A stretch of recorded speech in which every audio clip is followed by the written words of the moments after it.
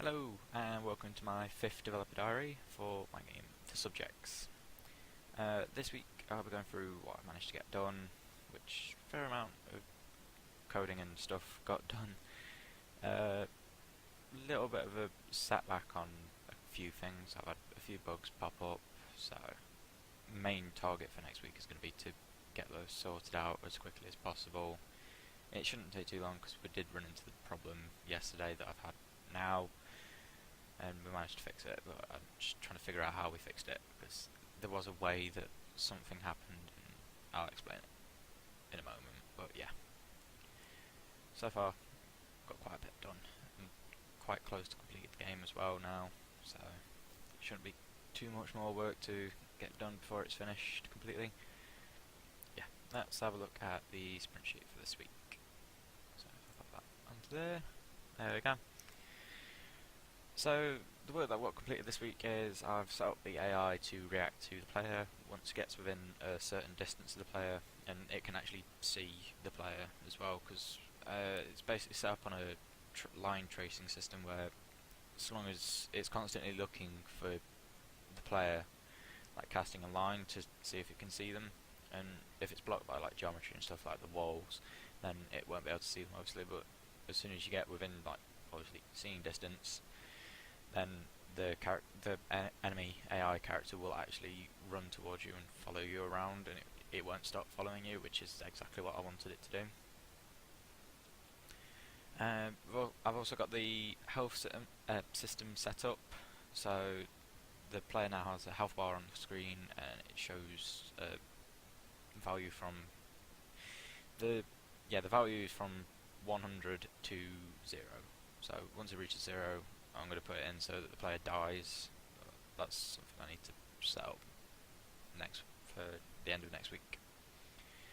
But as of now, it doesn't actually take off the health when you go close to the enemy, like it did in the setup scene that I did at uni, which it's a simple thing to do. It's basically something in the enemy AI blueprint that's not set up correctly to work with my character.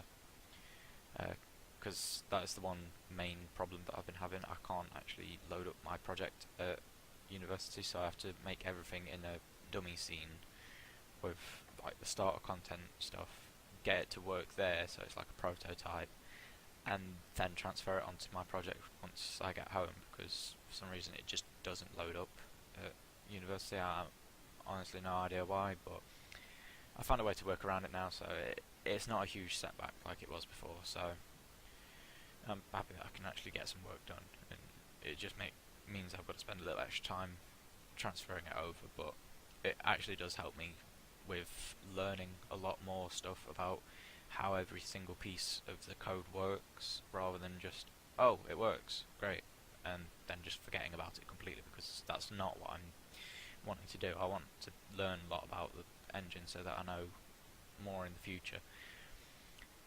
But yeah. Other than that, I've managed to get the menu soundtrack completed, which I'll show you in a second. I'm actually quite happy with how it's turned out, because I was using Logic before, because I found the instruments a lot more realistic, but due to not being able to get a hold of a computer with Logic on, so I need a Mac, because it's a Mac only piece of software. I've ended up using Studio One while I was at university, and it's actually not as bad as I thought it would be. It's not as good as Logic, and if I had more time I would go back and do it in Logic again, but obviously I don't have the time to keep going back and forwards to get to a Logic computer, so it'll do for now. But yeah, I'm quite happy with it. I can use it in game, and it sounds similar to the theme that I wanted it to do, so it's not too much of a big deal.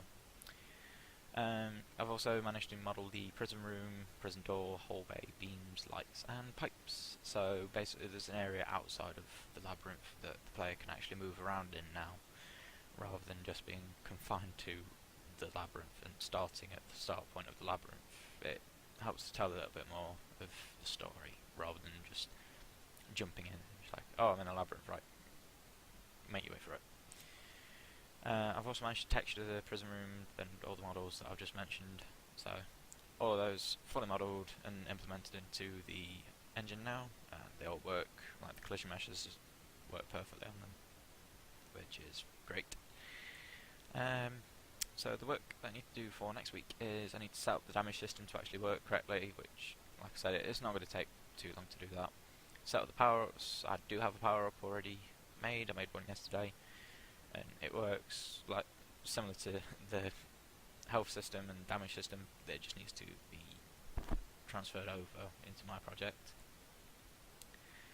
Complete the in-game sound effects, so I just need to take the sound effects that I already have, which I've made quite a few of them, and just kind of add a bit of an echo to them and just make them more realistic and in-game, like usable. And then I actually need to put them into the game to trigger when certain things are happening, so like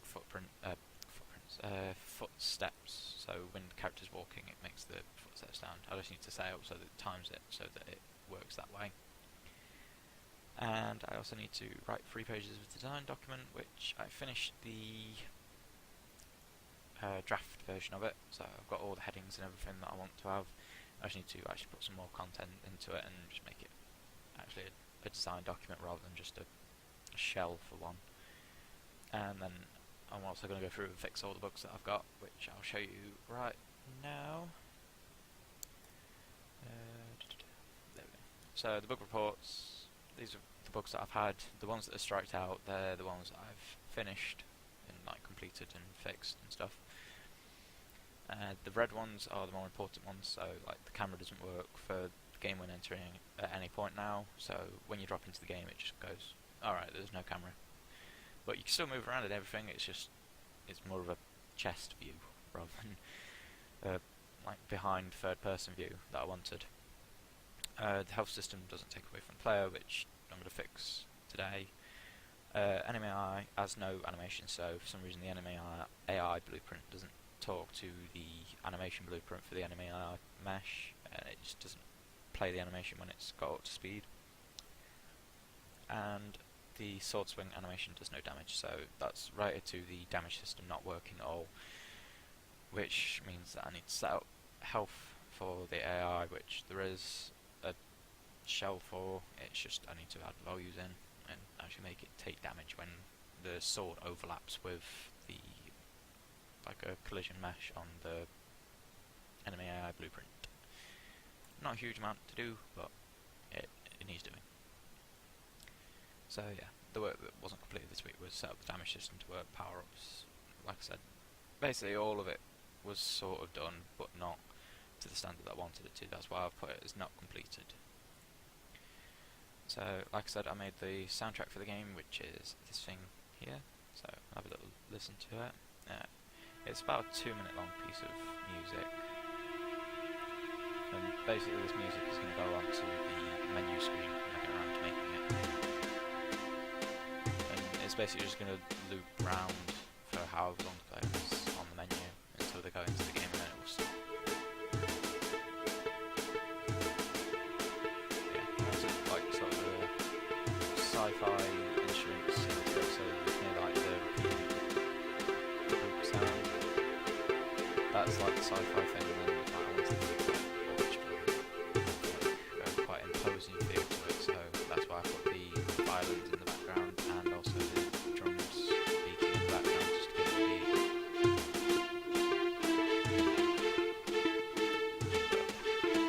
I'm sure we'll hear more of that later when I get around to actually doing the menu.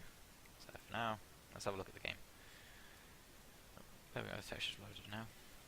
So basically I've got it so that the AI, when you play the simulation, it will move to one point, and then it will move to another point, and move back to another point, and it will just constantly cycle through that until the player gets seen, which I'll show you now. So obviously, not looking at me, and oh look, he sees me, and then he follows me around. But yeah, normally he would be attacking me right now, and actually taking damage off the health bar that you can see on the top of the screen where it says health. And like I said, the camera for the character isn't actually working properly, so it's like inside his chest cavity, which isn't great, but I can fix that sooner or later. Yeah. That's the exit portal. I'm going to put the collision mesh correctly on that soon, and we're also going to make it so that once you kind of step through that, there'll be a volume that takes you out of the game. So let's go and have a look at the... oh yeah, we need to have a look at the cameras. Why is that there? Yeah, that was just another version of that blueprint that you saw over there. So that will have like movement between those two hallways, and there's going to be one in each hallway, and then one that's like a few that are like dotted around, but I'm going to make so certain pillars don't move up or down at all. So yeah, as you can see, we've got the door here, so prison door. It does have a matinee sequence on it. So if I drop this down now, you play it, the door opens. I just need to set it up so that once the player goes into this trigger volume here, you get a little pop-up that says press E, because there's going to be a little screen here as well. And then it's going to open the door, and then they can walk through, and as soon as they walk through, after a certain amount of time, the door will close. So yeah, we've got the lights and stuff here. If I put the proper lighting on, you'll be able to see a nice dark hallway. So it adds like a nice kind of dark and gloomy feel to it. And we've got the main room, so we've got like all the beams and stuff and pipes out here, the lights that are made. Another version of the door which has no like matinee onto it. And we've also got the sword, which before now actually did just snap to the player's hand as soon as they entered the game. Where now you have to actually walk over it to pick it up, so it's going to be like a feature where if you don't have the sword then you can't attack and it won't do any damage to the enemy AI. So you do an animation where it works still, but it doesn't actually do any damage to anyone. So yeah. So if I play from the selected viewport, as you can see, when you drop into the game, you've got the fixed camera that follows you around, and then you pick up the sword as well, so you've got the sword in your hand now, so you can still do animations and stuff. And then yeah, you walk into this hallway, there's another trigger volume that sets it to another camera, and then once you get down to a certain point of the hallway, it snaps into another camera that's closer to there. The reason I have two cameras in this hallway is because once you reach here, you need to be able to see on the screen that it says press E. So that's why I've done it. Obviously, you can't go out the hallway yet, but you can see like all the pillars and everything move inside. One thing that I do need to actually fix is the fact that the door, the gaps between the bars, realistically, you could actually fit through them. So I just need to add a few more bars into it and then just sort that out. Which it's not going to be a huge problem, so yeah, I'll sort it out eventually. But yeah, that is about it for this week. Thank you for joining me, and I hope you join me next week for an update on my progress through the game development. But yeah, bye for now.